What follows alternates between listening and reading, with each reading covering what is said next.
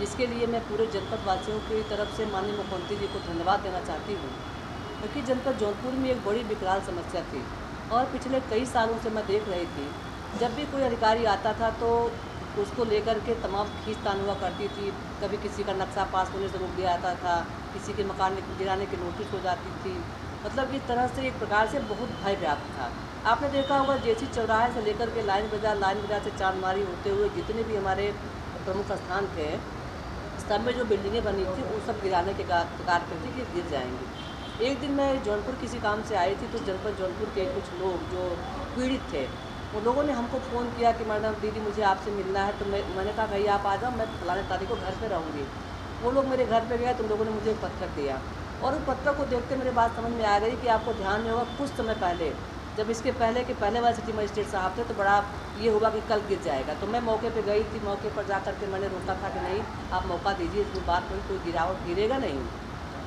बात फिर वहाँ पर रुक गई थी, लेकिन फिर भी स्टार्टिंग हो गई।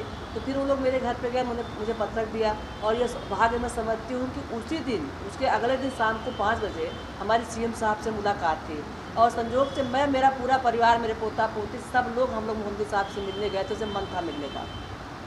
मैंने पत्थर दिया मुख्यमंत्री जी को, मैंने कहा मुख्यमंत्री जी ये पत्थर देखिए, इसको लेकर के मेरे ज़िले में बड़ा भय व्याप्त है और तरह तरह से नोटिस दी जाती है, तरह तरह से उनको मौखिक प्रताड़ना किया जाता है कि आपकी बिल्डिंग गिर जाएगी, तो बड़ा भय व्याप्त है। मुख्यमंत्री ने उसको लेकर के पढ़ा और पढ़ने के बाद बोला, अपने पीएस को बुलाया जो उनके ओएसडी थे, उन्होंने बोला कि तुरंत डीएम से रिपोर्ट मांगिए और कह दीजिए कि किसी भी प्रकार की कोई कार्रवाई नहीं होगी, कोई मकान नहीं गिरेगा। ये मेरे सामने का उन्होंने आदेश दिया और उसका परिणाम आपके सामने है, आदेश आ गया। आप सब लोग सुरक्षित हो गए, सबके घर भी बच गए, सबकी दुकानें भी बच गई और सबसे बड़ी बात तो ये बच गई कि जो हमेशा एक डर लगा रहता था, एक कहावत है ना कि कल्पना का डर बहुत डरावना होता है, तो जो ये डर था वो डर अब समाप्त हुआ। इसके लिए मैं तो उनको धन्यवाद देना चाहूँगी जो लोग मेरे पास आए। कायदे से तो मुझे उनके पास जाना चाहिए, जनप्रतिनिधि होने के नाते मेरा दायित्व था कि मैं उनके पास में जाऊं, लेकिन वो लोग मेरे घर पे जाए। जिला मुख्यालय से मेरा घर 50 किलोमीटर दूर है, वो मेरे घर पे गए और अपने पत्रक को दिया, मैं उस पर सारी कार्रवाई हुई। ये आपके विषय सामने ये पूरी आप जेसी से लेकर के लाइन बाज़ार, चांदमारी और जितनी भी आपकी एरिया प्रभावित थी, मतलब काफ़ी लंबा इसका दायरा था। मैं समझती हूँ कि लगभग आधी से ज़्यादा एरिया प्रभावित थी, जिसमें बड़े बड़े मकान थे, बड़ी बड़ी दुकान थे, बड़ी पुरानी दुकानें बनी हैं, बड़े पुराने बिल्डिंग बने, सब प्रभावित थे। अब सब बच गए। विकास शुल्क देने के बावजूद भी नक्शा नहीं बनता था, क्या अब नक्शा बनेगा या नहीं? अब जब वो सारी कहानी ख़त्म हो गई तो नक्शा भी बनेगा, नक्शा भी पास होगा, मकान भी बनेगा, दुकान भी चलेगी, सारी बातें होंगी। अब तो कोई दिक्कत ही नहीं। अभी तक जो झील की बात हो रही थी, झील कहाँ गई? है ही नहीं है। वो तो 2030 में ही जब उस समय के तत्कालीन कलेक्टर वगैरह की जांच पड़ताल हुई थी तभी रिपोर्ट चली गई थी और उसी रिपोर्ट को अब जाकर के अमलीजामा देने का काम हमारे प्रधान मुख्यमंत्री जी ने किया है। ये रिपोर्ट पहले से यहाँ से जा चुकी थी। लेकिन मास्टर प्लान में आज भी झील दर्ज है, मास्टर प्लान में आज भी जब सरकार ने अपने आदेश को रिकॉल कर लिया, जब सरकार ने अपने आदेश को वापस कर लिया तो वो सारी बातें अपने आप में ख़त्म हो जाएंगी। और अभी परिणाम आने दीजिए, अभी आदेश आने दीजिए, वो तो बहुत चीज़ सामने बहुत सारी चीज़ें खुल के अभी आ जाएंगी। लेकिन अभी सबसे बड़ी बात यही है कि अब कोई दुकान मकान नहीं टूटेगा, ये सबसे बड़ी बात। 3500 कुल मिलाकर मकान, दुकान और मॉल्स और होटल्स थे, एक बड़ी उपलब्धि है, लेकिन यहाँ के जनप्रतिनिधि नहीं सुने। क्या लगता है कितनी बड़ी उपलब्धि आप मैम इसको मानती हैं? और यहाँ इतने दिनों तक चलता रहा, कोई नहीं सुनवाई किया, उनके लिए क्या कहेंगे? देखिए, हर काम का अपना एक वक्त होता है,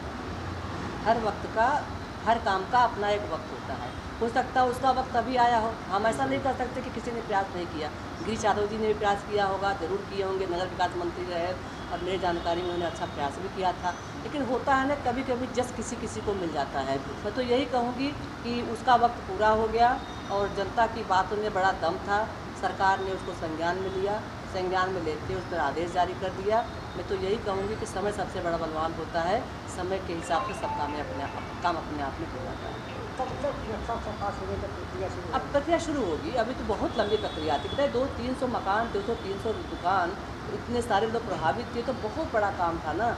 अब इसको आने में, धरातल पे आने में तो अभी थोड़ा वक्त लगेगा, लेकिन ये पिक्चर क्लियर हो गई है। अब कोई भी मकान दुकान नहीं गिरेगा, ये बात एकदम क्लियर है। अब इससे जो विकास शुल्क आएगा वो करोड़ों में रहेगा, तो क्या लग रहा है कि विकास की गति भी जौनपुर को मिलेगी? देखिए, विकास की गति जौनपुर लगातार बढ़ रही है, ठीक विकास की गति में जौनपुर नहीं उत्तर प्रदेश ने बल्कि पूरा प्रदेश विकास की दिशा में बहुत तेज़ी के साथ आगे बढ़ रहा है। यही कारण था कि हम देश की 7वीं अर्थव्यवस्था पे पहुंच गए हैं। और जनपद जौनपुर का विकास आप देखिए कि हम हर तरह से जो हमारी कनेक्टिविटी हर जगह से हम जुड़ गए हैं। नेशनल हाईवे से हम जुड़ गए, हमारे यहाँ इतना बाईपास आ गया, इतना ओवर ब्रिज आ गया। सतहरिया मुगराबाद साहब सतहरिया के जाम को आप लोगों ने सब ने झेला होगा, उसकी स्वीकृति आ गई, वो भी काम होने वाला है। आपके ज़िले का बाईपास बन कर तैयार हो गया।